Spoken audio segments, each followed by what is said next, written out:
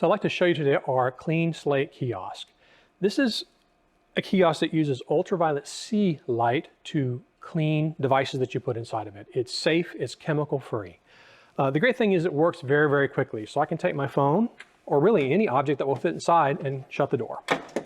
Once I've shut the door, I can get some hand sanitizer and clean my hands, while the device itself takes about 20 seconds to completely kill all the pathogens that are on the devices I put inside.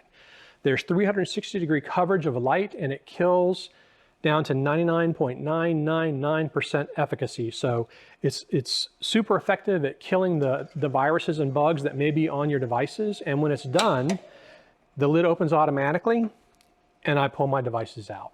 We see this being used a lot of different ways. We think this could be for, let's say, iPads in the booth. They get passed from rep to rep for detailing of attendees. It could be to clean frequently used items throughout the course of a day, like, let's say, lead retrieval scanners. We think there's lots of ways that this kind of technology could be used to help make your exhibit environment safe.